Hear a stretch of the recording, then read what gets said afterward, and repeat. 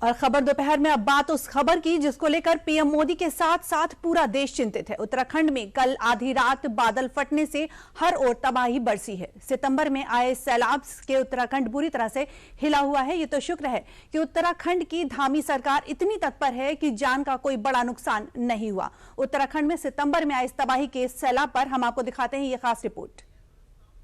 देहरादून के सहस्त्रधारा में बादल फटा, हर ओर तबाही का मंजर दिखा।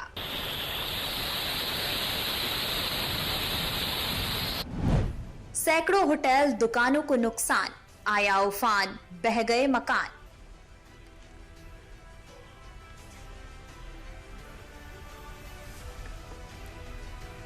सोमवार की रात जब उत्तराखंड सोया तो सपने में भी नहीं सोचा होगा कि आधी रात में ही आसमान से तबाही बरसने लगेगी।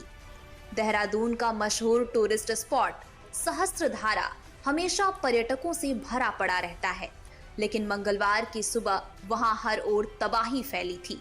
सहस्त्रधारा में सोमवार करीब रात 11:30 बजे बादल फटा। कार्डीगार्ड के मुख्य बाजार में मलबा से 2-3 बड़े होटल क्षतिग्रस्त हो गए।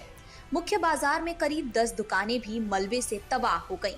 बादल फटने के बाद अब तक 100 से ज्यादा लोगों को रेस्क्यू किया गया है। 2 लोग अभी लापता बताए जा रहे हैं, उनकी तलाश जारी है। मौके पर एनडीआरएफ, एसडीआरएफ और लोक निर्माण विभाग रेस्क्यू में जुटा है। देहरादून में 12वीं तक के सभी स्कूल आज बंद किए गए हैं। पिथौरागढ़ के धारचूला, मुनस्यारी और डीडीहाट जिले में भी स्कूलों की आज छुट्टी की गई है।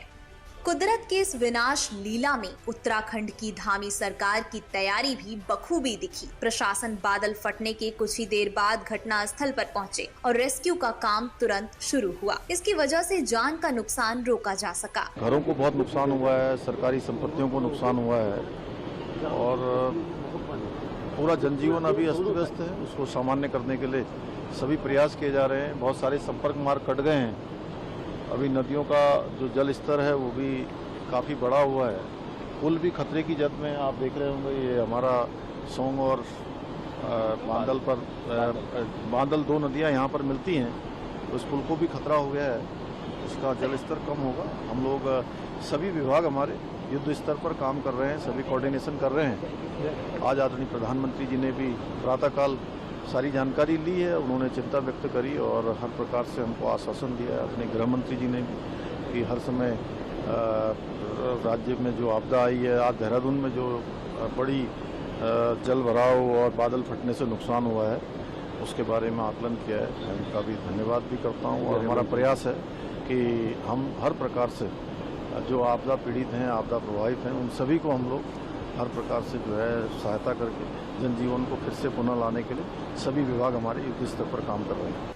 पीएम मोदी ने उत्तराखंड के सीएम पुष्कर सिंह धामी से फोन पर बात की। पीएम मोदी ने उत्तराखंड के ताज़ा हालात की जानकारी सीएम से ली। गृह मंत्री अमित शाह की भी फोन पर सीएम धामी से बात हुई। पीएम मोदी और गृह मंत्री ने उत्तराखंड को हर संभव सहायता पहुँचाने की बात कही है।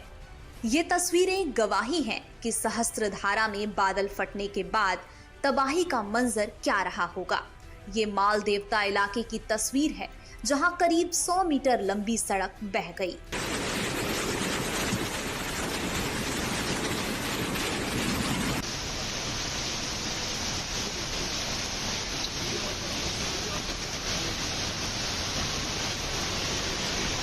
ये तस्वीरें पूरी दुनिया में मशहूर देहरादून के टपकेश्वर महादेव मंदिर की हैं। तमसा नदी में आए उफान से टपकेश्वर महादेव मंदिर परिसर लगभग डूब गया है।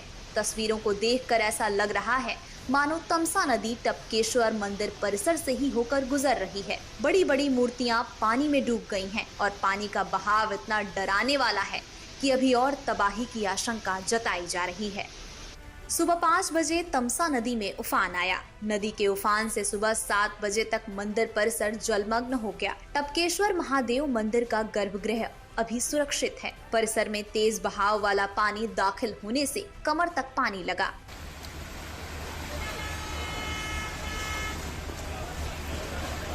देहरादून में तबाही का मंजर आपने देखा। अब ये तस्वीर देखिए। ऋषिकेश में चंद्रभागा नदी मंगलवार सुबह से ही उफान पर है। नदी के उफान से कई लोग फंस गए। एसडीआरएफ की टीम ने नदी में फंसे लोगों को बचाया। हालांकि कई वाहन पानी में फंसे ही रहे। एसडीआरएफ की टीम ने 3 लोगों को रेस्क्यू किया। चंद्रभागा नदी में ट्रक समेत कई वाहन फंसे रहे। नदी में उफान से पानी हाईवे तक पहुंच गया। नदी के आसपास के कई इलाकों में पानी दाखिल हुआ। उत्तराखंड में बादल फटने से मची तबाही के निशान अभी पूरी तरह नहीं दिखे हैं। उम्मीद यही है कि उत्तराखंड कुदरत के इस कहर से सुरक्षित रहे।